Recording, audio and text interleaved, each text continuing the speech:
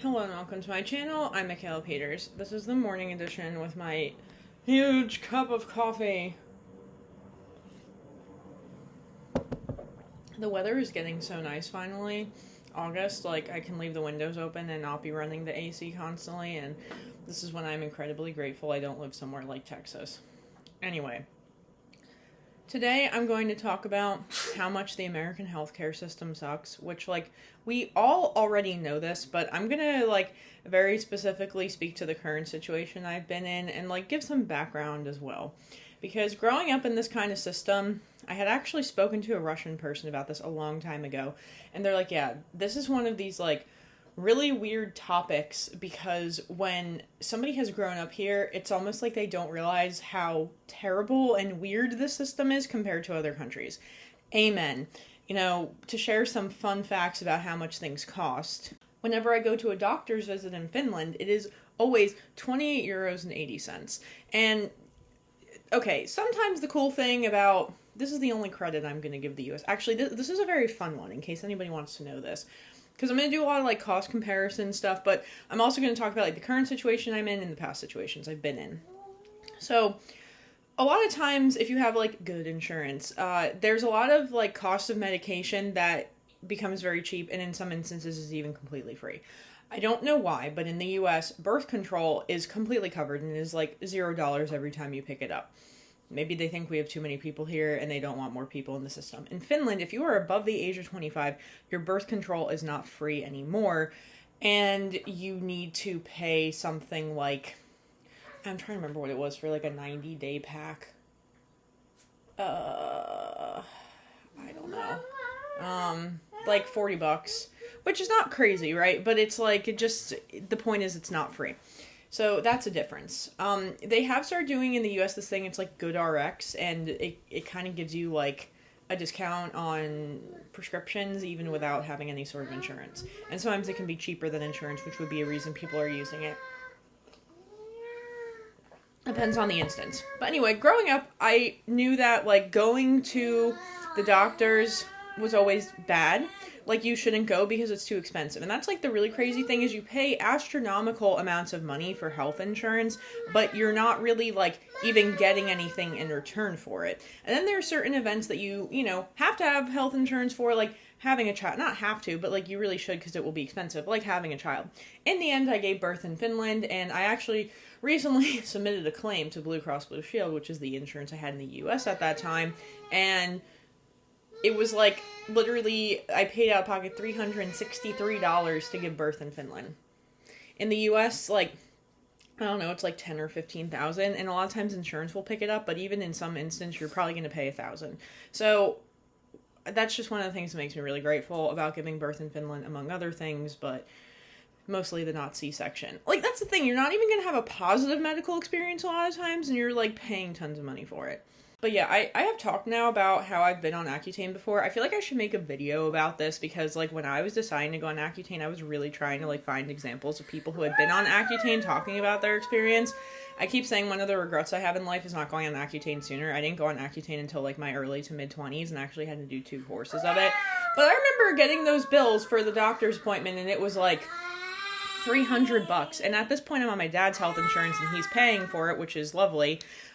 The only time things were like really cool or easy was when I was above the age of 26, but I was still living at home and I didn't have a full-time job yet, between the ages of 26 and 28, but I was mostly in Finland, okay? So like I wasn't even like in the US. But the summer I was in the US, I had like completely free health coverage because I was on like a state health coverage. So like any doctor I went to was completely covered. Like that was cool, but you have to be making literally no money, which it's like probably not really what's going on most of your life because at some point you want to retire, etc., etc. Like just not a good place to be, with all other respects to life. So, yeah, just things being, like, really crazy expensive despite having the health insurance. Now, yesterday, I talked to a friend whose boyfriend grew up pretty poor, and one of the things that, hacks that he has is that anytime you ask for the cash price, it's just going to be a lot cheaper. So this is what I ended up doing yesterday. And a lot of times, though, they'll, like, try to discourage you from doing this, probably because they can't make as much money off of it. So, yeah, my friend's like, well, like, a lot of things, like, health insurance is just a scam. And I was like, true. Actually, maybe that should be the title of this video, that U.S. health insurance is a scam. That might be more inflammatory. Let's do that. But yeah, I mean, it is. It's like, this is the thing I say about the US all the time, is like, you're playing with monopoly money. So while the salaries sound really cool, they're really not, because like such a huge chunk of your salary is going to health insurance. One of the ways I will probably in the future save money from health insurance is just keeping my baby on a state plan and keep myself on the corporate plan. All right, finally we found something that my baby wants to eat, which is like some baby food we got from the store. Nice. Okay.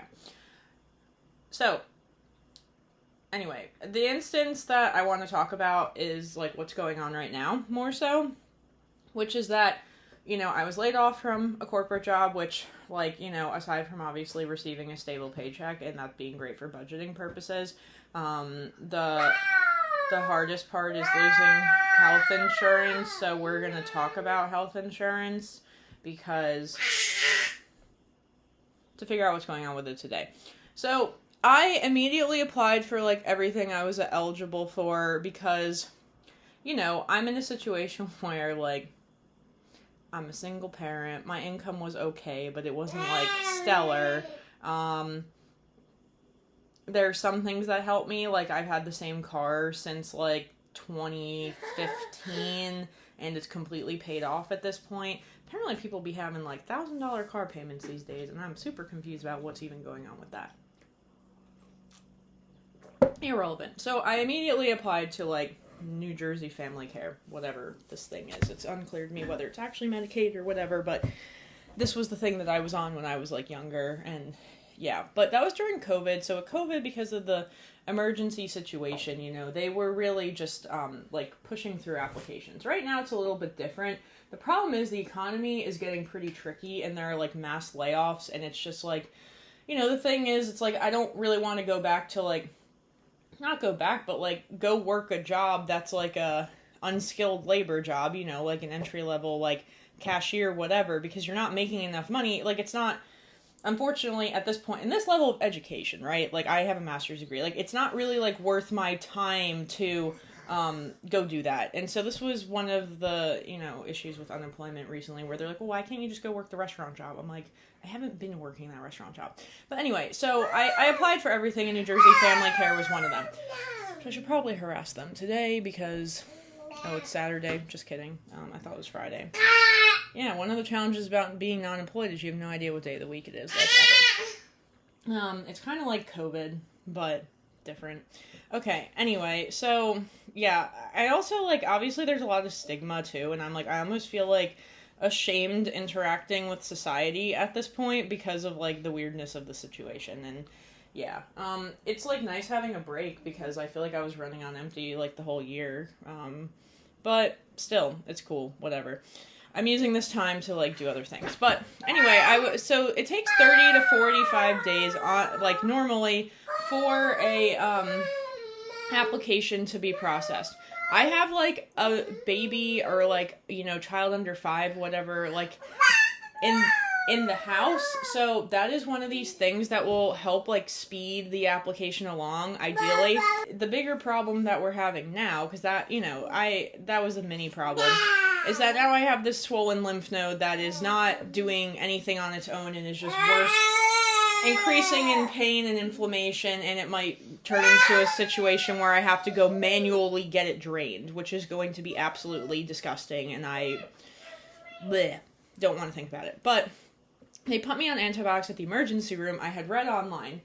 Granted, this is, somebody recently said I'm not worried about losing my job to AI because AI is stupid. Yeah, AI gives you a bunch of outdated information, which is what's incredibly frustrating about it. But AI, hey, thanks, Al, was telling me about how, like, sometimes if you actually have to show up to the ER, it can kind of push your application forward. Like, but the fact that I even have to be worrying about all this stuff, like, honestly, it would quite frankly be a lot easier to have, like, a job where I can actually use my brain for fun things rather than, like, harassing the government. This is, like, not, I don't enjoy this activity, but considering, again, the job market sucks, like, this feels like I don't want to say a better use of my time, but a more guaranteed use of my time to be able to cover my expenses while things are, unfortunately, the way they are. And, yeah, this health insurance thing. Ugh. So I went to the emergency room. Whatever they gave me wasn't helping. So then I needed to figure out what to do. The emergency room wanted me to go to my PCP. My PCP said they wouldn't see me without insurance. PCP is primary care physician. Would not see me without insurance. It was actually very nice, though, because the hospital emergency room called me back to ask me how I was doing, and the answer was not well because things were still really bad with the lymph node. I mean, it's, like, you can see it. It's, like, not really looking so great. It feels, like, really disgusting, and I feel like an alien or something. Blech. Okay, that's dramatic. But, so, essentially, I said it wasn't getting better, tried to contact the PCP. PCP wouldn't see me without insurance. So then I called them again, explained the situation. Actually, I talked to a couple different people. The first person I talked to, she was, like, telling me this story of how she was trying to get on NJ Family Care while she was pregnant. Couldn't get it till the end, use some sort of charity care thing. I could tell that this woman was very responsible with budgeting, honestly, because she was like, you know, like, I only had, like, $6 left for grocery shopping. I'm like, yeah, this girl is, like, properly budgeting, and her husband was laid off, and then something like she made 4 cents over the threshold for what she could have been eligible for, and I was like, dude, I feel so bad for this woman, like, actually. And then, you know, she got this job that she has now that pays a little bit better than the job that she had before because of, like, somebody her aunt who knew somebody. So, like, you know, it's rough out there right now. Like, it's just, like, this is why I used to say, I'm like, I never really knew why people wanted to come here. Like, my ancestors had to leave Europe. Why? Like, Europe is so much better. I love Europe. I'm like, I should have been born a European. Okay, so essentially in the end, what I ended up finding out, oh no, this is not appropriate for the internet. This little baby, okay, is that, you know, they can take you without insurance, but, it's only if you're an established patient. Oh my gosh, she really just wanted to be in the YouTube channel. Oh my god, okay. Cool. No, don't go on the computer, please. Here, would you like to eat some? Oh, she needs to be involved in everything in my life. It's fine. Okay. Anyway, so essentially, they quoted me a price of, like, well, originally they said it'd be between $71 and $240. And then they quoted me $120. When I went to go pay, it was $160. And it had to do with how the doctor coded it, because he coded it as like a 123 instead of a 122, because it was a longer visit, because I was asking him lots of questions, because I was trying to make sure that I wasn't going to have a similar problem with this antibiotic. It's also unclear whether I'm allergic to penicillin or not, and due to that problem, you know, that was ruling out some options, and then the whole, like, breastfeeding and whatever, it's just not a great situation. Alright, maybe this is gonna have to be a washing dishes edition, which makes this extra weird, but that's what we're doing here. We really have to hardcore multitask. This baby is getting more demanding. So, anyway, and I need to take that at some point. They switched me to a different antibiotic, and I had to pay for the antibiotics with, this GoodRx thing that I was explaining. The whole thing with me, like, having this lapse in coverage, because you can still do this thing called COBRA, which, what the heck does COBRA stand for? Continued something. Basically, when you get laid off, you can keep using your insurance. But now that was not something that I wanted to do, due to the fact that, it's expensive, and you have to pay the whole thing out of pocket, and like I said, it's already expensive, and already, like, legit 25% of your paycheck, it feels like, is going to your health insurance normally. So I'm just like, what are the odds that I'm gonna get sick in this, like, brief window of time that I'm here? Well, apparently it happened, and this is the whole thing that I'm trying to figure out. And I'm like, how much time do I have left until I go to Finland? A month and a half. I'm going to pray that I don't get sick again and try to keep taking it easy, take it easy enough. Like, you know, I've been trying to cut back on, like, doing too many things, which means I usually avoid, like, trying to connect with friends, which makes me unhappy, but, you know, if I'm overwhelmed, it's, like, a necessary evil. So, I don't know, this is what's going on now. I kind of always explain it like my ability to be in the U.S. is like a meter that gets extinguished and only gets replenished once I go to Finland, and this whole situation is really making me think about being in Finland the whole academic year. I'm not gonna lie, it might happen at this point, just because, like, I was feeling pretty happy all the time, but, like, this just really, like, being sick sucks, right? This is why, like, I do feel bad for old people sometimes, because, like, when you're in chronic pain from whatever it is, it's terrible, and the older you get, the more this is a thing. So it's, like, first my back was hurting, now my lymph node is hurting, and I've been in, like, chronic pain for, like, I've been taking around-the-clock medication, like, over-the-counter, like, painkillers for, like, a long time at this point, so I don't know. But anyway, I guess that's everything for why U.S. healthcare sucks, and it mostly sucks because, like everything in the U.S., it's capitalistic and for-profit, and obviously as, like, one of the most necessary things, aside from housing, which is also completely out of control. I was like, the only good thing I saw in the news recently was that they're trying to pass a bill to, like, to prevent, like, BlackRock from doing what it's been doing, and I'm like, that's, like, the only good news I've read in, like, let's not even count how many years. Okay, so anyway, that's everything for today. I'm trying to go hang out with my friend today, and then after that I have no plans that are going to be fun, and this thing still hurts, and sometimes I put my hand on it just because my hand's cold and helps it feel better.